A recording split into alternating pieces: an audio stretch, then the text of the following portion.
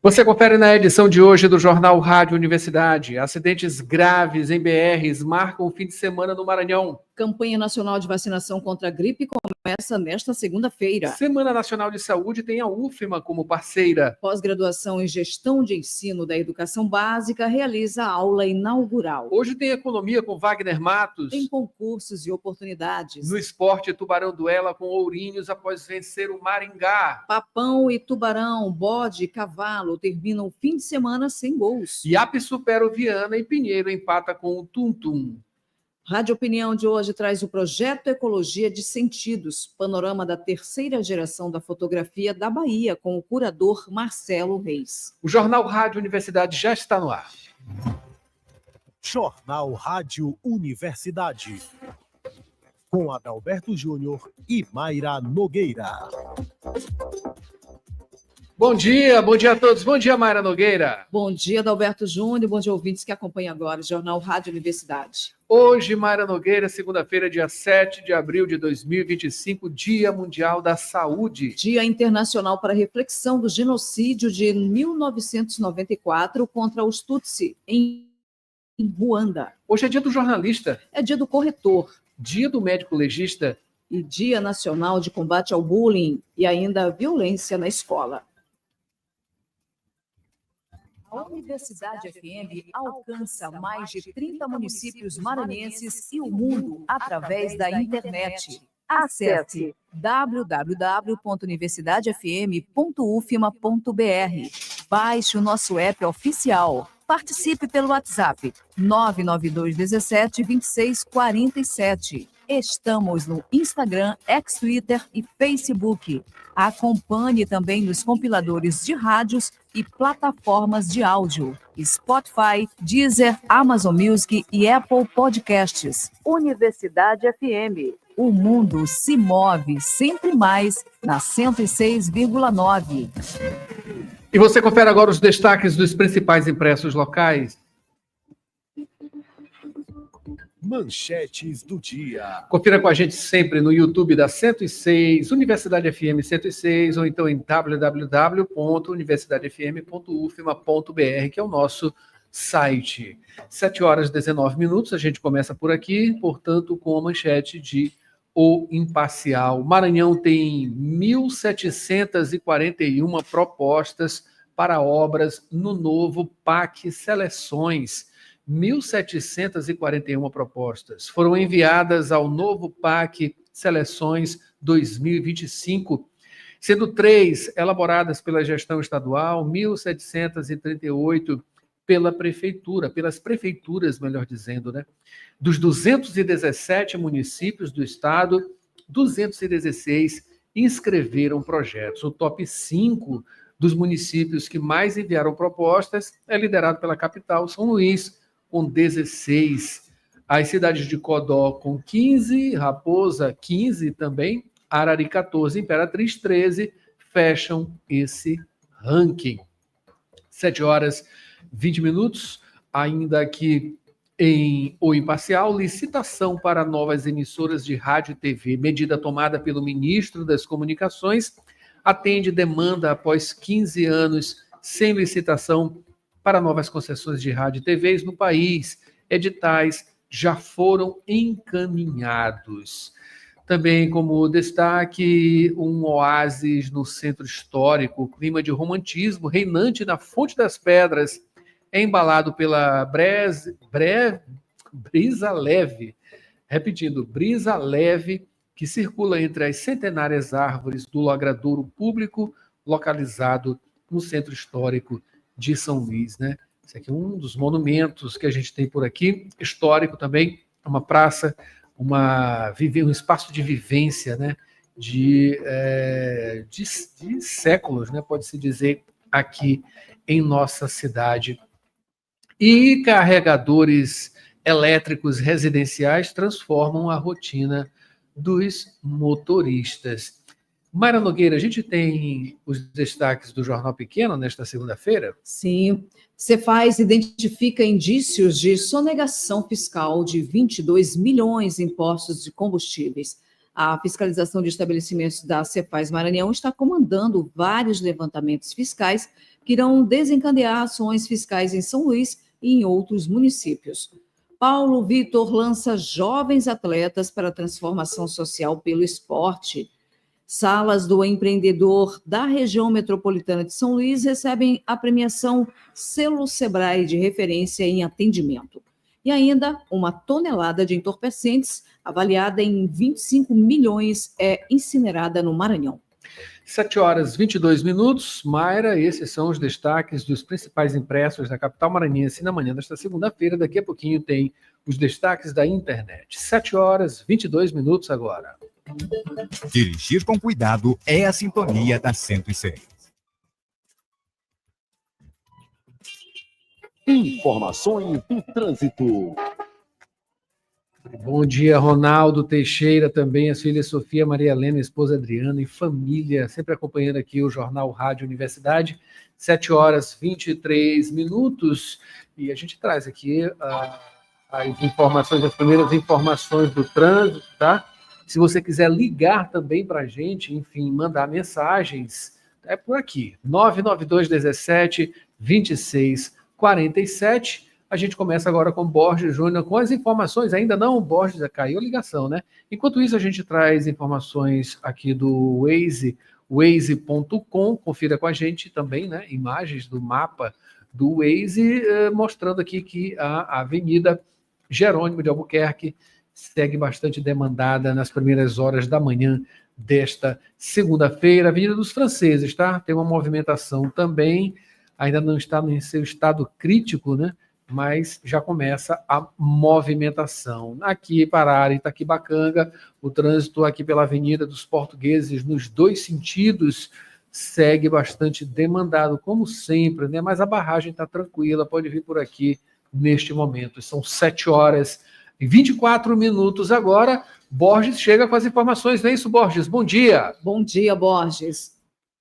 Bom dia, Mayra, Adalberto, bom dia a você que inicia a semana com a gente, informações do trânsito, Adalberto, Mayra, principais corredores da capital, seguindo como normalmente acontece ao longo da semana, quando neste horário o fluxo mais intenso é no sentido centro, acontecendo dessa forma agora, neste momento, mas com registro de lentidão, esse registro aí potencializado aí por conta das chuvas que acaba deixando o trânsito mais lento. Daqui a pouco, Mayra, você e também o Adalberto vão trazer aí os detalhes da previsão do tempo, mas já adianto aqui que ele segue fechado, já choveu em alguns pontos da capital, neste momento chove na região do São Cristóvão, existindo aí a possibilidade de mais chuvas no dia de hoje, portanto, então, lembrando que a você, condutor, que está nos corredores, os principais corredores da capital, redobrar a atenção aí, pista molhada, direção defensiva também, para que se evite aí acidentes ao longo desta segunda-feira, este início de semana. Adalberto, Mayra. É isso aí, Borges. Pista molhada, né? Pista molhada, leve chuvisco, né? E pode chover sim. Daqui a pouquinho a gente traz as informações do tempo. 7h25 agora. Notícias da cidade. 7h25, Borges, vamos começando aqui o noticiário, tá? Falando sobre acidentes, graves acidentes nas BRs, marcando aí o fim de semana no estado. Adalberto, 3 acidentes graves foram registrados nesse fim de semana nas BRs que passam aqui pelo Maranhão, um deles no início do sábado, quando houve uma colisão traseira, registro acontecido no quilômetro 322 da BR-135, situação registrada entre as cidades de Dom Pedro e Presidente Dutra, leste maranhense. Durante o acidente, o condutor de uma caminhonete acabou perdendo a vida, era um trecho em obras. O condutor da caminhonete, ele não observou uma carreta parada sobre a pista de rolamento, então acabou colidindo na traseira do veículo, um semi-reboque tracionado por um caminhão-trator. A vítima era um homem de 55 anos de idade, ele morava aqui em São Luís e acabou morrendo ainda no local. Outro registro de acidente grave aconteceu também sábado, mas dessa vez na BR-316, foi no quilômetro 324, trecho que passa ali pelo município de Olho d'Água das Cunhãs. Acidente resultou na morte de uma mulher de 33 anos. Houve ainda outras 3 pessoas feridas, 3 vítimas. O veículo era uma picape com placa de Igarapé-Açu, no Pará, e trafegava então na contramão, acabou saindo da pista e capotou. A motorista morreu no local do acidente. A identidade dela não foi divulgada.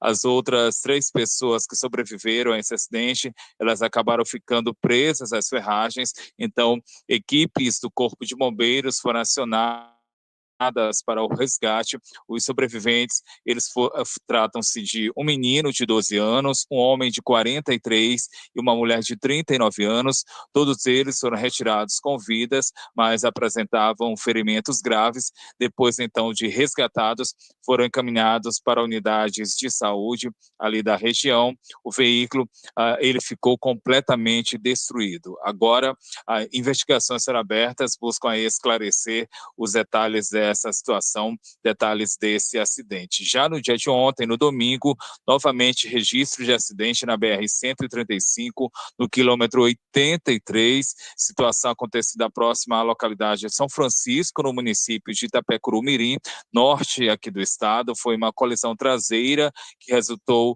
em 2 feridos graves, veículos envolvidos, um carro de passeio e uma motocicleta.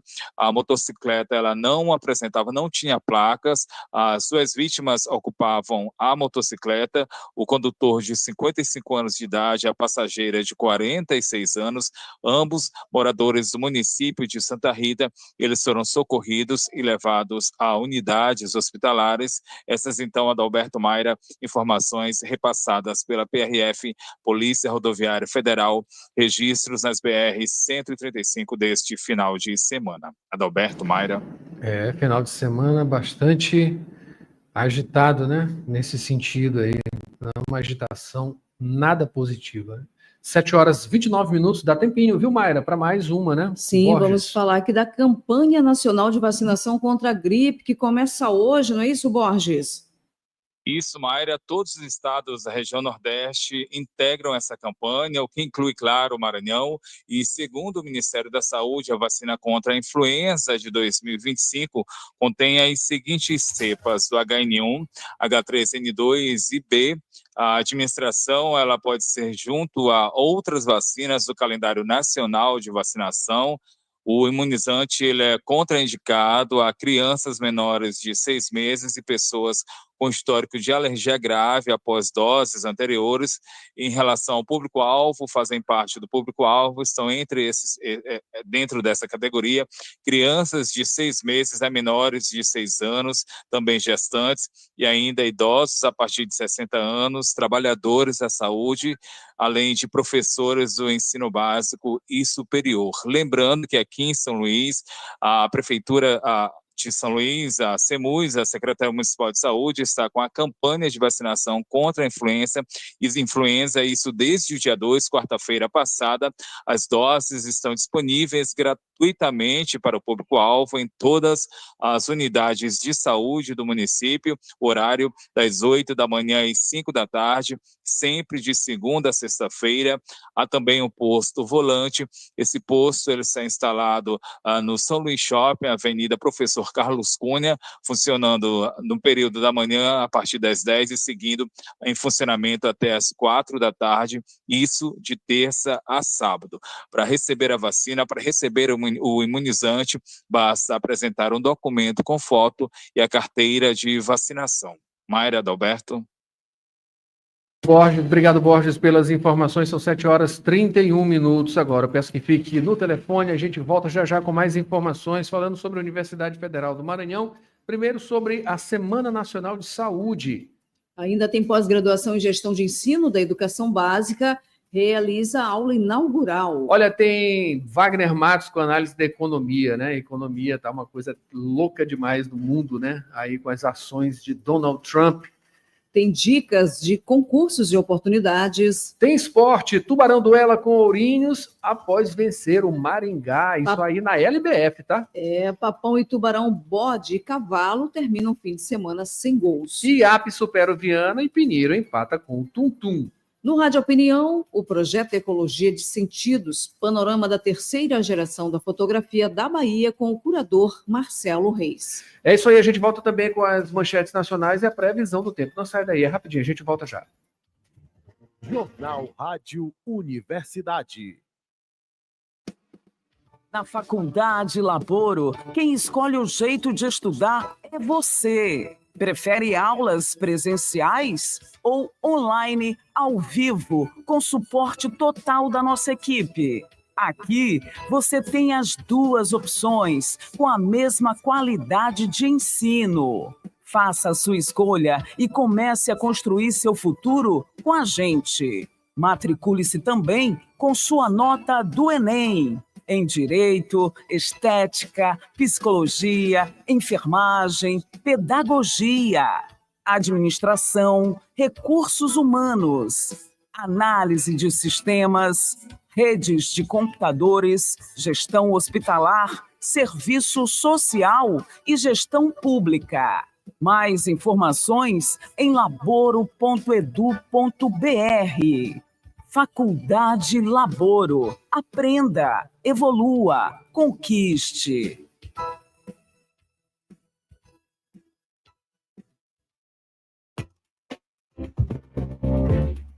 Você está ouvindo Jornal Rádio Universidade. Daqui a pouco, na Universidade FM, 8 da manhã, sessão das 8. 9 horas, manhã 106. 11 horas, Santo de Casa.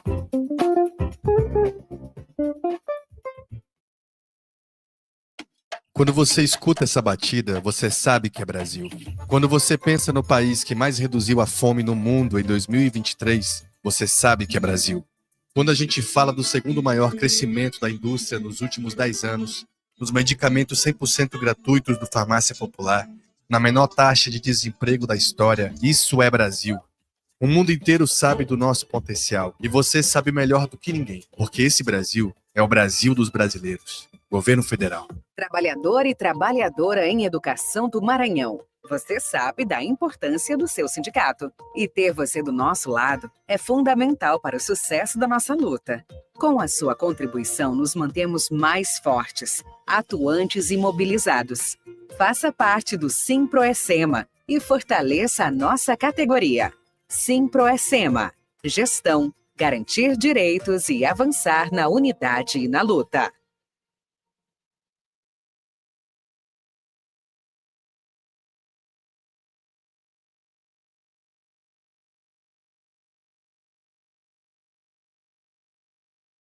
Sete horas 35 minutos agora, estamos de volta com o Jornal Rádio Universidade. Mandando alô aqui, Mara Nogueira, rapidinho para Mari Silva Mourão e também a Rosenilde Caldas, sempre com a gente aqui no YouTube, tá? Muito obrigado pela presença de vocês. Participem também pelo WhatsApp 99217-2647, tá?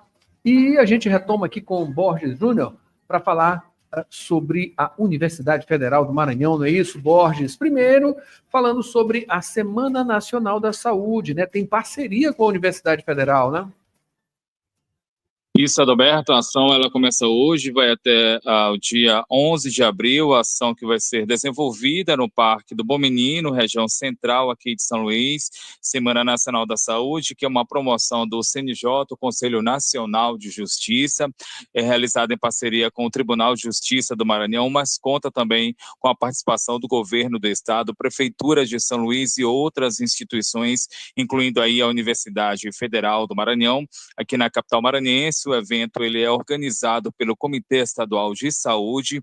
Dentre os serviços ofertados estão atendimento médico, psicológico, orientação nutricional e vacinas. Também testes rápidos de detecção de doenças, agendamento de exames de imagem, medicamento da farmácia básica também, todos serviços ofertados aí ao público externo, mas há também atendimento aí para o público interno do judiciário, neste caso, seguindo até o dia 12 de abril. A ação, como dissemos, ela tem a UFMA como parceira, que vai disponibilizar ações de educação física, fisioterapia e nutrição, também rastreio de síndromes geriátricas, de sarcopenia, orientação médica geriátrica e ainda aromaterapia. Lembrando, Adalberto, Mayra, que as ações organizadas pelo Comitê para o Atendimento ao Público Externo no Parque do Bom Menino, elas vão ser ofertadas a partir desta segunda-feira, vai seguir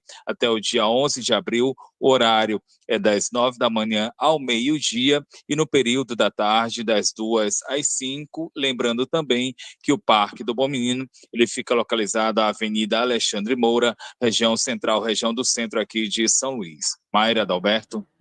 São 7h38, Borges. Falamos agora sobre a pós-graduação em gestão de ensino da educação básica, que realiza a aula inaugural. A aula inaugural, Mayra, do programa de pós-graduação em gestão de ensino da educação básica aqui da UFMA, campus São Luís, acontece no dia de hoje, a 10ª aula inaugural do curso. A recepção vai ser no auditório central da UFMA a partir das 8h30 da manhã. O tema deste evento, desafios da pós-graduação em educação, programa, proposta e avaliação. Objetivo é discutir os principais desafios enfrentados pela pós-graduação na área da educação. A palestra ela vai ser ministrada pelo professor Nonato Miranda de Assis, da Unip, que é a Universidade Paulista. Esse evento, a recepção aos 44 novos discentes do programa, mas também ele marca a comemoração dos 10 anos de existência do programa de pós-graduação em gestão de ensino da educação básica da Universidade Federal do Maranhão. Outras informações podem ser acessadas a partir do site da UFMA, portalpadrão.ufma.br. Mayra, Adalberto. Muito obrigado, Borges. 7h38 agora. Mayra Nogueira. Previsão do tempo, Itábua de Maré. São 7h39, vamos à previsão do tempo. São Luís amanheceu com o céu nublado, pode chover pela manhã e à tarde, com queda de raios. Umidade é 95%, temperatura 24 graus, a média mínima 23 e a máxima 29 graus. Informações do clima-tempo. Vamos agora à Tábua de Maré, Mayra Nogueira, neste dia 7, pré-amar. A primeira aconteceu às 2h49 da madrugada, com 4,7 metros. A segunda será às 3h16 da tarde, com 4,9 metros. Baixa mar, a primeira acontece logo mais às 9h01 da manhã, com 1,8 metro. A segunda será às 9h42 da noite, com 1,3 metro. Notícias do Brasil. Agora as manchetes nacionais. A gente começa aqui com Folha de São Paulo e você confere com a gente no YouTube ou então no site da 106. Folha de São Paulo. Economia do país piora para a maioria pela primeira vez em Lula 3, diz Datafolha. Percepção negativa sobe 10 pontos em relação a dezembro e chega a 55%. Para 36%, a situação vai piorar nos próximos meses. Ato de Bolsonaro em São Paulo reforça a pressão por anistia do 8 de janeiro. O ex-presidente Jair Bolsonaro reuniu apoiadores e políticos aliados em manifestação ontem na Avenida Paulista, em São Paulo, para pressionar pela anistia aos réus dos ataques do 8 de janeiro. 7 governadores estiveram presentes, entre eles Tarcísio de Freitas, do Republicanos. Segundo o Datafolha, 55 mil pessoas participaram do ato, que ocorreu 2 semanas após Bolsonaro se tornar réu pela trama golpista. Agora, manchete de Folha de São Paulo. Folha de São Paulo, aliás, o Estado de São Paulo. Vamos falar aqui sobre as conexões políticas que permeiam o negócio entre Master e BRB. Banqueiro Daniel Vorcaro circula à direita e à esquerda no Distrito Federal. Bolsonaro ataca Moraes e Lula diz que derrota em 2022 foi golpe. Ato pela anistia, né? Reuniu 44 mil pessoas, segundo o monitor da USP. 7 governadores participaram, né? Pesquisa Genial Quest aponta que 56% dos brasileiros são contra a soltura de envolvidos no 8 de janeiro. Agora, para finalizar, destaque de O Globo. Na manchete, inclusão contida. Participação da mulher na força de trabalho para de avançar. Mesmo com melhores condições e mais vagas, parcela feminina que trabalha ou busca uma ocupação está estagnada, com 53% desde 2021. E Bolsonaro reúne apoiadores por anistia. 7h42, esses são os destaques dos principais impressos do país. Cotação do dólar e do euro. Vamos agora à cotação do dólar para chamar Wagner Matos. Dólar que teve alta de 3,68%, cotado aí a R$ 5,83. A alta do euro foi de 2,92%. Está cotado aí a R$ 6,38. Quem vai explicar um pouquinho disso aí e também outros itens do decorrer da semana é Wagner Matos. Bom dia, Wagner. Oi, Adalberto. Muito bom dia para você, Mayra e amigos da Rádio Universidade. Na sexta-feira, o Ibovespa teve forte baixa de 2,96%. Ficou nos 127.256 pontos. Foi a maior queda do ano. O comportamento foi consequência da reação da China em adotar também com tarifas comerciais aos Estados Unidos. Isso intensifica a guerra comercial e traz temores de desaceleração da economia global. A tarifa comercial de 10% imposta pelos Estados Unidos ao Brasil podem afetar as exportações de proteína animal, suco de laranja, açúcar, etanol, café e aço. A cotação da soja no Maranhão, a saca de 60 quilos, fechou em R$ 114. O milho ficou em R$ 82,27 e a arroba do boi de 15 quilos teve alta e ficou nos R$ 287. Na agenda econômica da semana, teremos a divulgação do IPCA, que é a inflação oficial do país, o IBCBR, que é considerado uma prévia do PIB, dados do setor de varejo e dos serviços. Uma boa semana a todos e até mais. Concursos e oportunidades. Faltando 15 minutos para as 8, fique agora com as dicas de concursos e oportunidades com Maiara Cordeiro.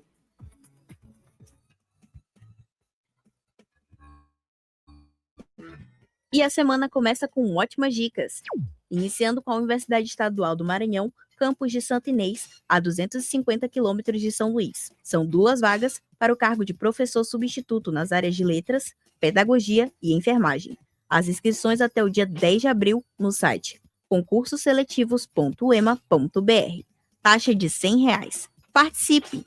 Continuando com 2 seletivos do Senai, Serviço Nacional de Aprendizagem Industrial do Maranhão, para cargos de nível médio e superior nas áreas de suporte técnico, assistente administrativo e analista superior para diversos municípios do Maranhão. Inscrições no site sistemas.fiema.org.br/seletivos, até o dia 14 de abril. Não perca!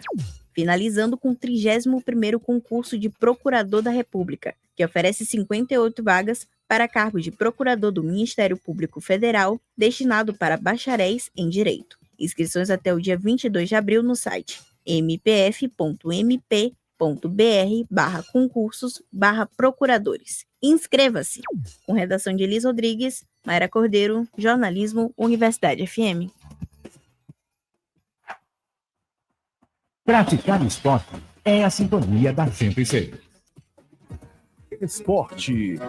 7h46 agora. Mara Nogueira, vamos começando aqui o noticiário esportivo falando sobre a LBF. O Tubarão duelou com o Ourinhos e, aliás, vai duelar com o Ourinhos após vencer o Maringá. Tricolor acumulou mais uma vitória fora de casa, diante do Maringá, com um placar de 89-53. Partida que aconteceu no último sábado, no ginásio Arcon, no interior do Paraná, que segue agora com 100% a equipe, 100% de aproveitamento e 12 pontos em 6 jogos. A equipe maranhense dominou nas 4 parciais, com saldos crescentes, e a ala pivô, Gabi Guimarães, brilhou novamente em quadra com 22 pontos e 11 rebotes. Maravilha, maravilha, né?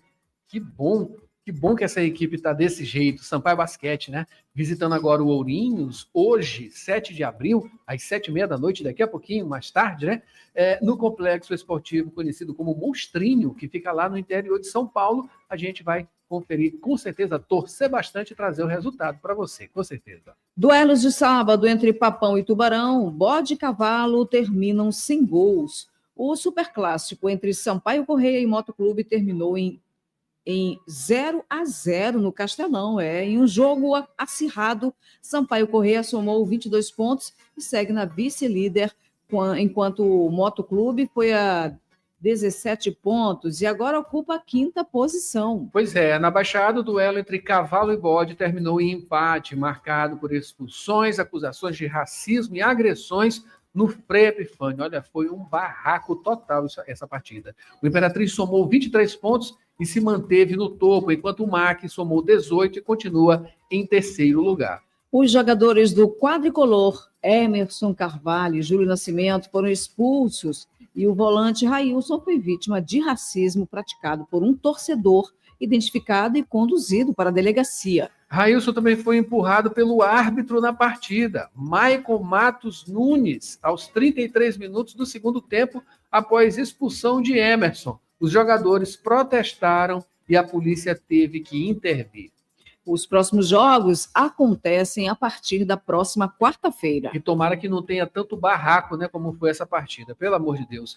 Iape supera o Viana e Pinheiro empata com o Tuntum. Canário da Ilha venceu o Viana por 3-0 no Nilzinho Santos, subiu aí para o G4. Com o resultado, Iape chegou a 17 pontos, conquistando aí o 4º lugar, enquanto Viana, com 3, segue na lanterna. Os gols foram marcados no segundo tempo por Thalisson aos 15 e aos 34 minutos. E o terceiro foi o de Toquinho, nos acréscimos. Já o duelo entre Pinheiro e Tuntum terminou sem gols. O Pinheiro somou 15 pontos, caiu para o 6º lugar, enquanto o Leão dos Cocais segue na 7ª colocação com 13 pontos. O resultado foi péssimo para as duas equipes, que lutam agora contra a Degola. A volta a campo dos clubes acontece a partir da próxima quarta-feira. Vamos conferir por aqui também. A redação aqui de Joelma Baldez, 7h49 agora, Mara Nogueira. Rádio Opinião.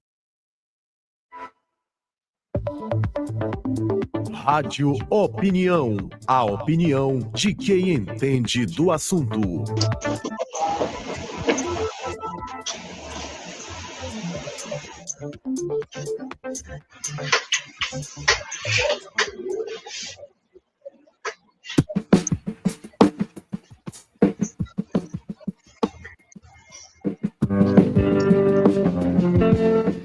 O projeto Ecologia dos Sentidos, panorama da 3ª geração da fotografia da Bahia, premiado aí com o Bolsa Funarte de Artes Visuais Marco Antônio Vilaça 2023, segue percorrendo o Nordeste e está em cartaz no Chão SLZ até o dia 17 de maio. A exposição conta com 104 imagens de 26 artistas que revelam em seus registros fortes influências decoloniais de resistência contra as violências de gênero e de raça, em diálogo com as temáticas, né, do corpo, da memória e também do sagrado. Para falar sobre essa exposição, a gente recebe aqui o curador, o Marcelo Reis. Marcelo, bom dia. Seja bem-vindo aqui ao Rádio Opinião. Oi, Adalberto, bom dia. Para mim é um prazer estar falando com vocês e também apresentando, né, aí para São Luís, para o Maranhão, esse projeto que mostra um pouco dessa estrutura cultural, né, de gênero, de raça, essa diversidade e complexidade que é a Bahia, né, a partir dessa linguagem aí da fotografia. Então, esses 26 artistas estão mostrando, por via das suas expressões visuais, né, a atual produção, né, artística, a partir dessas imagens que contam um pouco da história, contam um pouco da forma de ver, de viver e de pensar, né, sobre a estrutura, né, desses sentidos, né, que compõem a nossa Bahia. Maravilha, maravilha, Marcelo. Satisfação nossa de recebê-lo, né? Falar de cultura é muito bom, claro, sempre, né? E vamos falar dessa itinerância, né? Também o surgimento, como surge essa iniciativa, né? E como ela vem se desenvolvendo, é premiada, inclusive, né? Queria que você falasse sobre isso, sobre essa repercussão acima de tudo. Sim, não, perfeito. Porque, na verdade, o surgimento dessa exposição, ela vem de anterior à pandemia, uma pesquisa que eu já vinha fazendo sobre a fotografia, né, do século XXI, que é essa que, na minha pesquisa, eu chamo da terceira geração da fotografia da Bahia, onde eu fiz mapeamento e resgatei a partir de entrevista, né, de curadoria no trabalho de diversos artistas, esses que, naquele momento da pesquisa, eram os mais representativos. Daí, então, aquela pesquisa, durante a pandemia, virou um programa de internet, né, que era a oportunidade que a gente tinha ali de trazer um pouco desse entretenimento, né, para aquele momento da pandemia. E aí, em seguida, a Funarte ela faz um chamamento público justamente para isso, para premiar as iniciativas, né, no campo das artes visuais. Então, eu proponho essa pesquisa, e ela é, em 2023, premiada pela Funarte, e a contrapartida dela, da pesquisa, é fazer uma itinerância pelo Nordeste. E aí a gente começa em Olinda, um pouco em função de dois elementos, assim, para mim, foram determinantes. Primeiro, é o fato do nome do prêmio, né, da Bolsa, ser do artista que, inclusive, faleceu agora recente, o Marco Antônio Vilaça, que é um pernambucano, e aí, então, a gente resolve iniciar lá também em função, digamos assim, de reconhecer, né, esse apelo aí pela cultura nordestina. E o outro é fazer esse tour partindo de uma certa proximidade do nosso estado, assim. A gente, claro, que tem 2 outros estados ali entre Bahia e Pernambuco, mas para poder demonstrar um pouco dessas semelhanças e relações, né, entre as produções que a gente vai ver ao final, que não se chega assim a ser de grande repercussão, mas que acaba mostrando particularidades e forma de se ver e se pensar a partir do seu cotidiano, que realmente destaca aí um grande interesse. Então, a gente começa por Olinda, de Olinda, aqui no virar do ano, né, do ano passado para esse ano, a gente passou por Natal, tivemos uma boa repercussão lá, mais de quase 10 mil visitantes, o público pôde conferir toda essa diversidade desse projeto, e agora, aqui em São Luís, a gente está fazendo essa temporada. Aí, esse projeto, ele ainda vai para João Pessoa, né? A gente passa também uma temporada de João Pessoa e encerra aqui em Salvador, né? No final deste ano, lançando, então, o catálogo da exposição, que vai reunir toda essa conjuntura, né? Toda essa ecologia de sentidos aí, e é o que vai ficar o legado, porque, além das fotografias, de todos os textos, vai ter todo esse registro, esse percurso que o projeto percorreu aí nesse quase 2 anos, né, de itinerância ao final dele.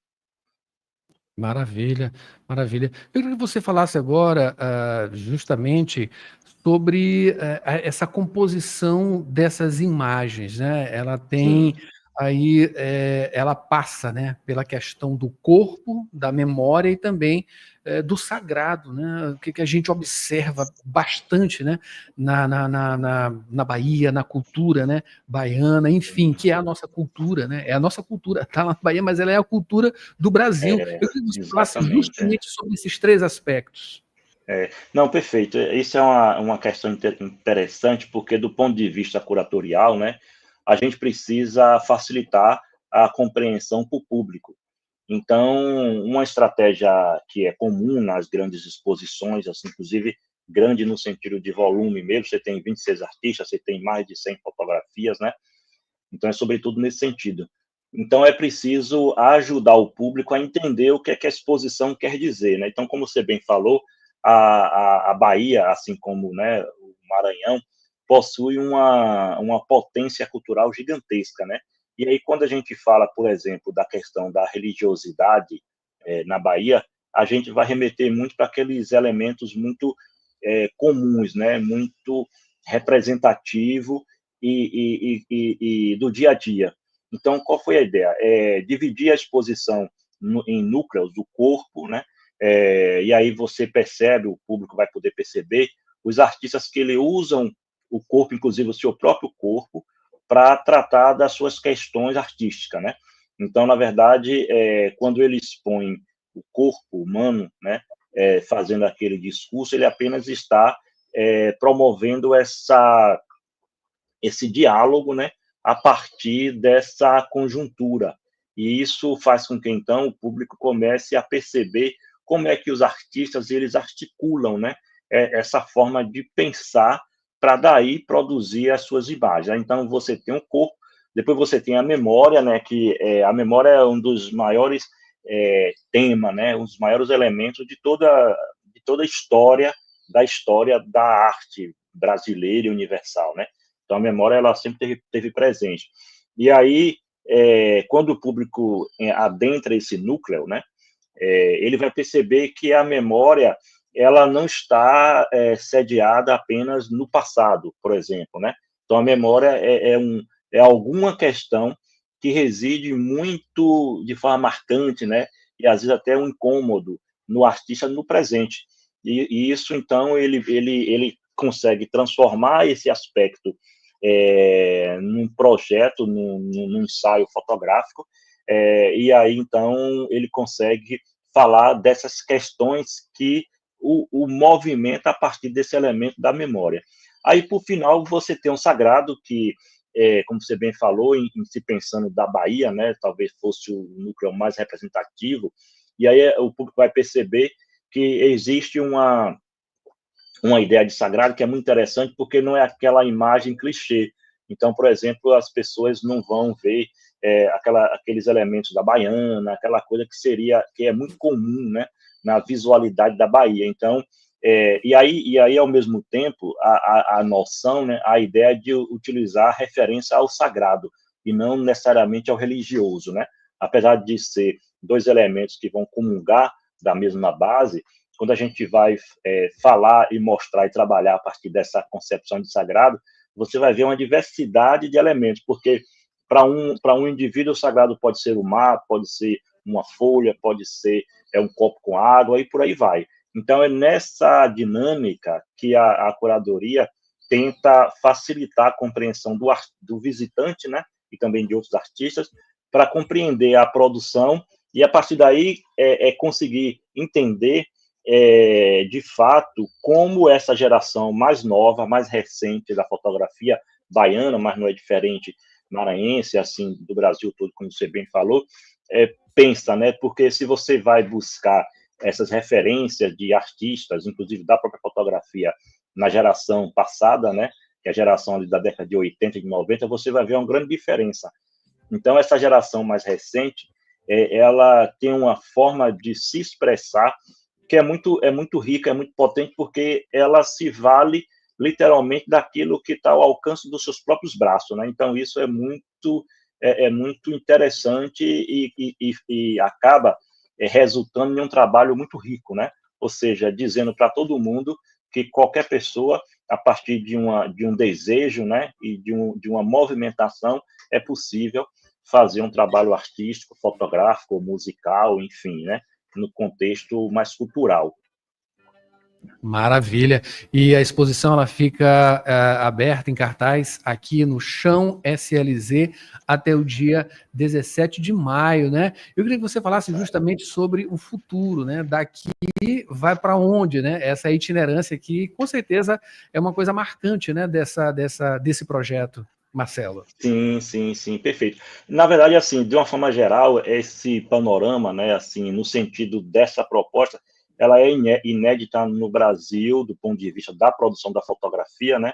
A gente não tem registro de uma pesquisa que pretendeu mostrar a produção de um estado, por exemplo, da forma como o projeto tem mostrado.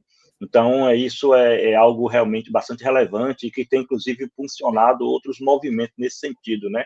De curadores, de pesquisadores, passaram a pensar a produção de forma coletiva para entender o artista individual, assim. E, ao mesmo tempo, a gente, ao encerrar essa turnê aí em São Luís, a gente viaja para João Pessoa, né? Nós vamos inaugurar em João Pessoa, assim, a princípio, um mês após a gente encerrar aqui, 17 de maio, e ficamos, em média, sempre 2 meses, 3 meses em cada cidade, em cada estado, e aí sim a gente retorna para Salvador, onde a gente vai abrir a exposição, porque, na verdade, essa itinerância, como eu falei no início, ela começou em Olinda, né? Então, a gente encerra em Salvador, mostrando pela primeira vez para o grande público esse projeto. Então, esse aí a gente poderia dizer que é um dos passos de futuro. O outro elemento, assim, uma outra processo no sentido assim de legado desse projeto, além do catálogo que é específico dessa exposição, haverá um lançamento de um livro, isso no ano seguinte, e esse livro ele condensa toda a pesquisa. Então, se na exposição nós temos 26 artistas, né, o livro, que é um próximo passo desse projeto, né, como você bem perguntou, ele apresentará 50 artistas, né, e naturalmente a gente não poderia ter uma exposição com todo esse montante, porque seria uma exposição realmente muito grande, e aí dependeria de uma outra proposta. Então, na verdade, o livro ele foi condensado numa exposição e agora volta, né, como uma ação de futuro para apresentar, digamos assim, a pesquisa de forma completa. Maravilha, e a gente com certeza vai olhar, vai aproveitar Sim. E também acompanhar, né? Acompanhar esses passos e apreciar, apreciar e se identificar acima de tudo.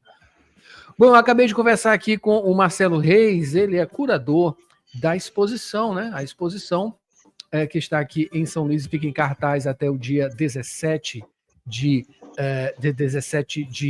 maio, né? A exposição Panorama da Terceira Geração de Fotografia da Bahia, né? O projeto Ecologia dos Sentidos. Marcelo, muito obrigado e, enfim, boa sorte aí nessa itinerância. Obrigado também. Um prazer falar com os ouvintes e com você também, Adalberto. Um abração. Abraço.